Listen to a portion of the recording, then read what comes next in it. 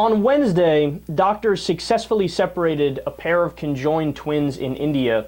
It took a team of 40 specialists working 18 hours. This was at a New Delhi hospital.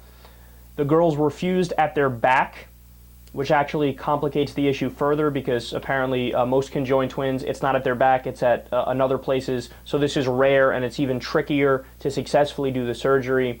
They're also really young. They're 1 year old, which further complicates it in multiple different ways, including, for example, the anesthesiologist. When you're dealing with somebody who's younger, you have to walk a finer line and be more careful. An older person might be able to take certain doses of certain, different medicines, but you got to make sure, be extra careful for younger kids that you don't give them too much or too little of the medicine. So in many different ways, this was an incredibly detailed and dangerous surgery. It was carried out in 3 separate stages: the preparation, separation, and then reconstruction of their shared organs, which include the lower spine, lower intestinal and urinary tracts, as well as genitals. And the type of conjoined twins there are, in recorded history, only 32 cases. That's how rare this is. So, successful. They were able to do it. And I love this story because it shows you the sheer dominance of science. I mean, the whole concept of science, it's so genius in its simplicity. Because what you do is you find out what works, you test it to make sure it works, and you empirically apply that in the future. And just the fact that they needed 40 separate specialists shows you something about this. That it's not, there's no fakeness here.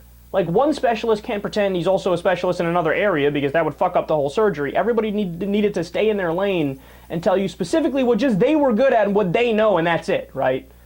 It's such a pure form of figuring things out and working through problems.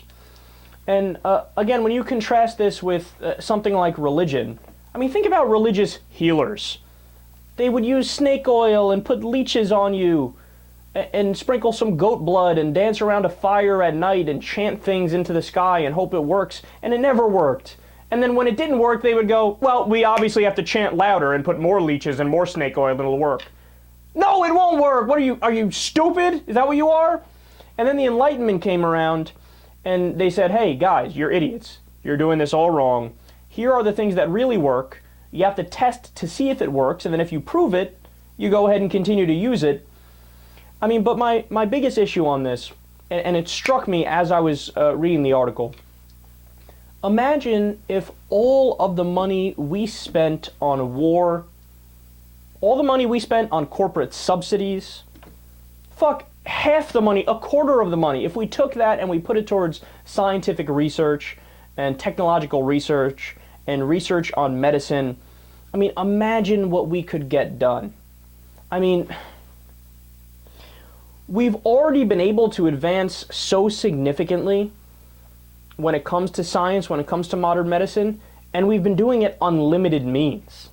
If we actually focused on it and set specific goals, let's cure cancer, let's cure heart disease, let's make it a goal to extend human life to 100 years on average, whereas today in modern nations it's about 78, 79 years old on average. God, I know I get carried away, and I know I'm a dreamer, but it's an idea that I'm obsessed with, and if we only had good leadership, if we only didn't have a corrupt political system, we'd be able to get it done.